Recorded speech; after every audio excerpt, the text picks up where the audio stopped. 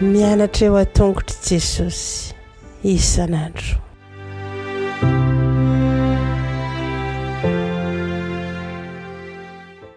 Faly miarabantsika tsirairay avindray ty alakamisy 7 ny volana septambra ity ary manasantsika naraka ny lesona ho an'ny lehibe indray amin'ity anio ity.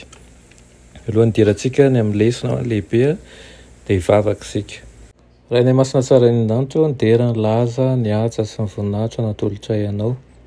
Mbola tratro izao anio izao indray izahay ary omenao fotoana mba ahafahanay mandinika ny teninao.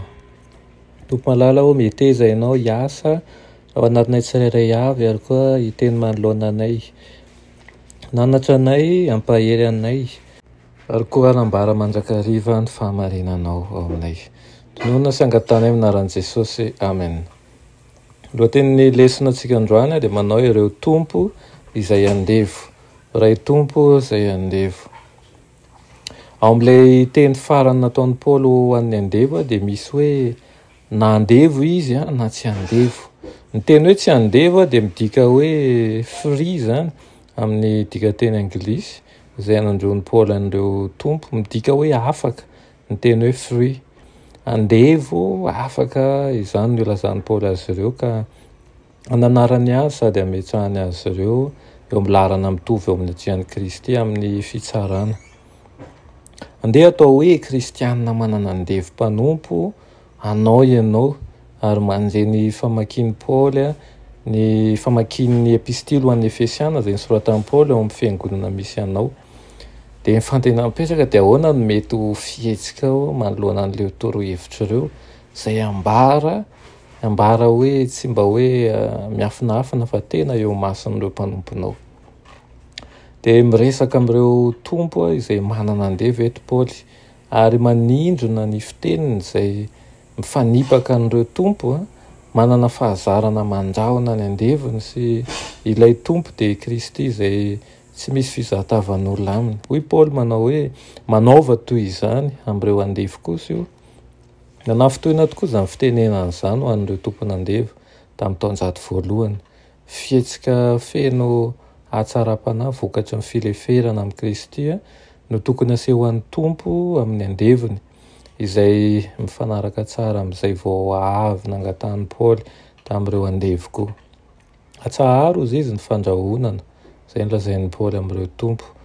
Fomba fanao tamin'izany mantsy no mampilahatra sazy isan-karazany amin'ny andevo.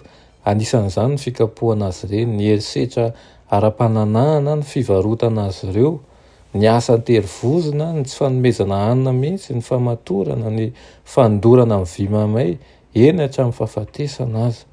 Ho tsarain'Andriamanitra izy ireo no izany izy. Antony roa no anohanan'i Paoly an'izany baiko izany izay antsoin'ny tompony andevo hitodika any ankoatra ny rafi-piarahamonina teo amin'ny tontolo Grika. Ny voalohany dia miaraka andevo na ny tompony any andevony satria iray ny tompon'izy ireo. Ny faharoa dia mitsara tsy misy fiangarana ilay tompon'izy ireo any an-danitra.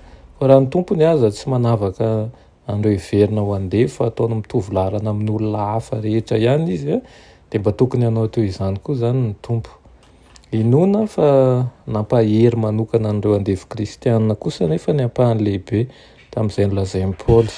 Ny fananganana anaka hozy izy, ny fanavotana, ny lova, ny fiaraha-mipetraka amin'ny kristiany an-danitra, ny fahatongavana ho mpiray fanjakana amin'ny olona masina sy ny ankonan'Andriamanitra, ny fahatongavana ihany koa hoe ho tena iray ao amin'ny Kristy.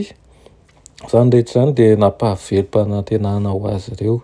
Ao aminy dia ampiarina eo amin'ny fifandraisan'ny andevo sy ny tompony avokoa amin'ny fampianarana rehetra ao amin'ilay epestiliny. Anisan'izany ireo torohevitra momba ny fomba fiteny sy ny tokony ho fitondran-tena. Dia tahakan'izany ihany koa mbola nanarana antsika ankehitriny. Marina fa tsy misy intsony ny andevo kanefa isika dia matetika mampiasa olana ao anivon'ny tokantrano, eny anivon'ireny toerana izay ivelomantsika ireny.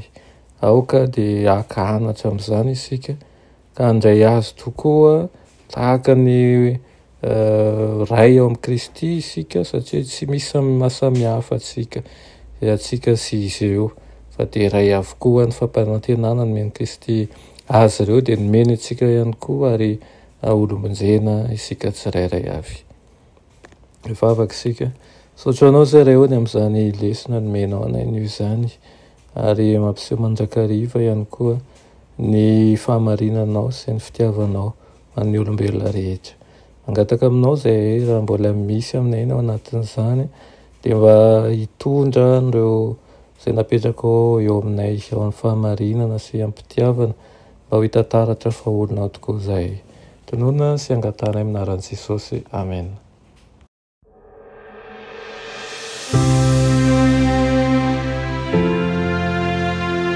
Mianatra eo an-tongotry Jesosy isan'andro.